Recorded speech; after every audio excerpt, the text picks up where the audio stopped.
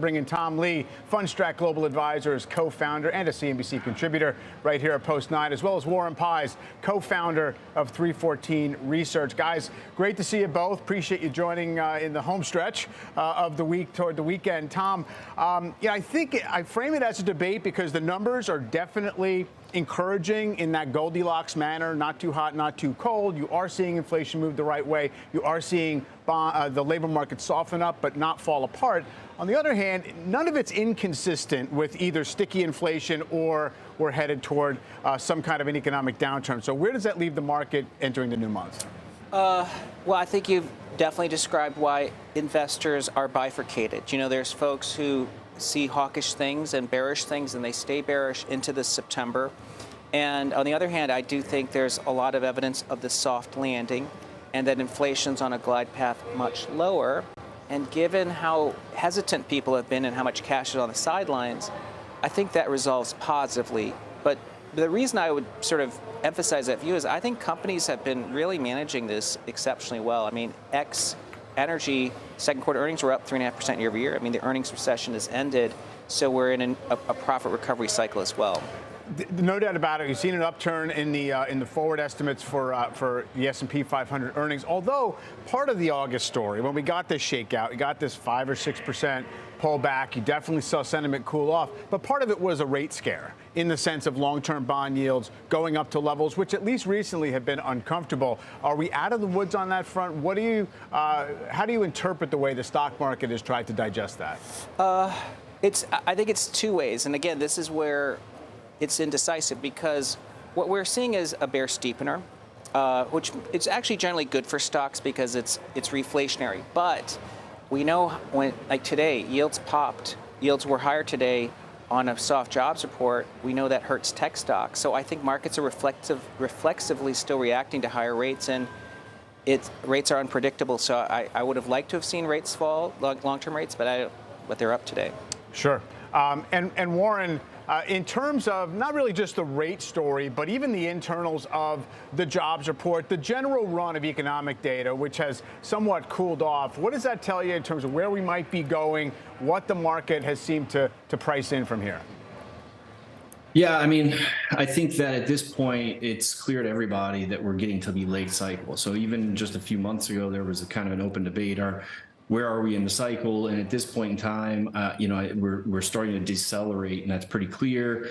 Obviously, we're creating fewer jobs. The revisions are getting worse. I mean, that's something you see around recessions or into slowdowns where you get negative revisions month over month. We've had that through the beginning part of this year. Something we look at is residential construction payrolls. Those continue to decline, and you're getting negative revisions there too.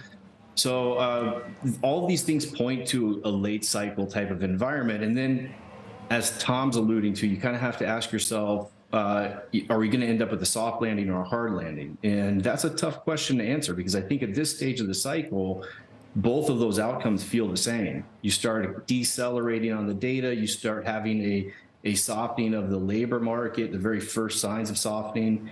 And it could go either way. The odds historically are that we're going to end up in a hard landing. Soft landings are really rare. The bear steepener, I agree with Tom. We just had a bear steepener, but when you get a bear steepener out of an inverted yield curve, that's usually before you enter a recession. And the most important thing here is not predicting the right outcome. It's understanding what's priced into various markets. And I would argue that you're not being paid to bet on a soft landing anymore, that right now markets in general are already pricing that in. So if we get that outcome, you're gonna have to look ahead and say, okay, what's next? I think that under a hard landing is actually kind of underpriced at this point in time. So, I think we all agree kind of on the lay of the land and the weakening of the data. It's just a matter of what's priced in the markets here. Yeah, I agree with you that it is a bit of an eye of the beholder situation because you can't fully extrapolate from here how the numbers are going to go. And interestingly, though, I've been with you on this idea. Look, it's hard to argue you're not late cycle when the unemployment rate's already 3.5% and the Fed has had this tightening campaign. They're just about the end of it. That kind of defines a later part of the cycle. On the other hand, you've had a retrenchment in manufacturing. You saw the ISM manufacturing pick up. Housing got blasted, but then maybe is showing maybe some signs of life. Who knows? And then the corporate earnings cycle maybe also had a little bit of a dip and a comeback. So how does that play into this idea of how exactly to price this moment in the cycle? It's a weird cycle. I mean, everyone has to have, there's a large forecast uncertainty at this point in time. I think that housing, just to take one point you brought up, housing, it's showing resilience, but I would argue it's not reaccelerating. And so there's been a bit of a confusion that the housing market's just kind of taking off from here. We're actually seeing prices soften. We're seeing starts continue to trend lower. I mean, single family starts went from over 100,000 a month down to 70,000 a month, and they're still kind of, and you're seeing job losses in that segment of the economy as well. So, to me, this is resilience. It's not reacceleration. And that's the key, is that we're in this cycle where fiscal spending has supported this cycle for a long time. It may continue to do that for a while, and where this long cycle is drawn out. But reacceleration, I think that the PMI data has gotten screwed up this cycle already. So I'm not going to I'm putting that in the penalty box. As far as earnings go, it's priced in. At this point in time, you have double-digit earnings growth for 24, double-digit earnings growth for 25, margin expansion for both years. That's optimistic. What happens if we undershoot that, if the hard landing scenario starts to get repriced? And then you usually go to bonds in this scenario, and that's been a big problem for stocks. But usually at a Fed pause, bonds are trading basically right in line with the Fed funds rate. And at this point in time, you're seeing that, and this is the 10-year. The 10-year is right now like 125 basis points below the Fed funds rate. So bonds are already priced for the cut cycle. So across the asset spectrum, everything's priced for this soft landing and Fed cutting rates. What would you say to that, Tom? I mean, you do have an S&P 500 at, 18, 19 times forward earnings. Certainly not out of the realm, but not cheap. And, the idea that this is a little bit of a disjointed cycle, it's hard to handicap. Yeah, I mean, I heard all Warren's points. Typically, though, a recession is a sudden change in business conditions because of leverage or a commodity shock. We've had those shocks already. We had 2 quarters of negative GDP last year. Businesses aren't over-levered and households are not over-levered. In fact, next year, if the Fed pauses, mortgage rates could drop, which is a huge easing of household financial conditions. And when it comes to valuations, ex the FANGs, the market's really at 16 times, which is not demanding. And typically, early in a cycle, you get huge multiple expansion. We haven't had that yet. So I would say it's undecided, but I think a soft landing, stocks have 20% upside, still sort of valid view. I did mention that, even today, of course, you see outperformance by small caps, some cyclicals, the bank stocks. So on a given day, you do start to see traction. And the cyclicals did not really give way even in the August downturn on a relative basis. Do you think the Fed is done, Tom? I mean, is this it? Yes, that's one of the things we're watching for this month. I think when we get August CPI, I think the Fed probabilities for both a September and November hike drop to 0. And it's 7% and 35%. So there's still a huge way to go. And I think that's going to change positioning in fixed income, and it's going to boost equities as well. What about the idea that historically the first rate cut isn't necessarily a bullish sign? I mean, I know there's exceptions to that. Yes.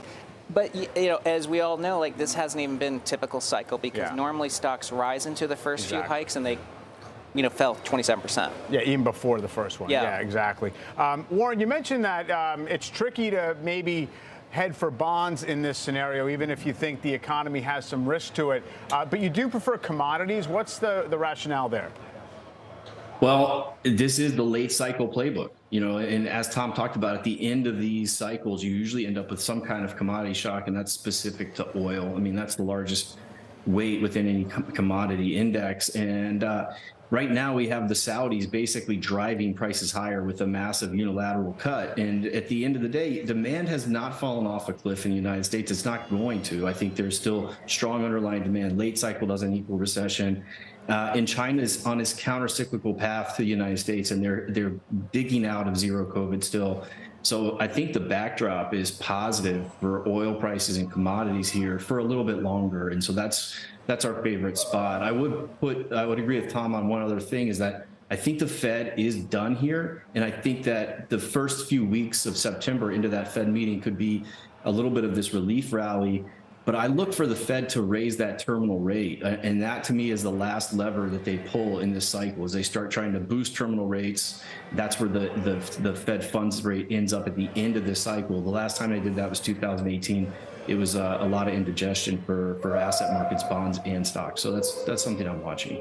Yeah, I guess that is the question, Tom, because there has been this case, well, the stock market's banking on rate cuts because they were priced in the forward curve. We keep pushing that out when the rate cuts are priced in. Is a bullish case contingent on relief on the Fed funds rate within sight? I think it's going to be important, Michael, because next year, let's say inflation, the run rate is down to 3, and the Fed funds is 5.5. That's a massive, real tightening of financial conditions. So that could, as Warren says, that could tip us easily into a recession. So I think if the Fed is trying to avoid huge job losses and not so worried about what equity prices are doing, I think they'd be cutting next year. Yeah, I mean, that is the question. I mean, clearly that's why the inflation numbers need to move in their direction for them to have some kind of flexibility on that front. Final point, Tom, you mentioned that, it is the FANG complex that is magnifying the valuation of the overall index. Does that mean avoid that area, or are they operating on just like a different energy source? It's a great question. I used to do wireless, and so I was a tech analyst for 15 years. You should never sell a tech stock on valuation. So for the FANGs, as long as they have visibility and positive revisions, their multiples can go up far more than most people would like to see. So it could get very uncomfortable. Yeah, it's true if it does continue like this. All right, Tom Warren, appreciate it. Great conversation. Thanks very much. We'll see you again.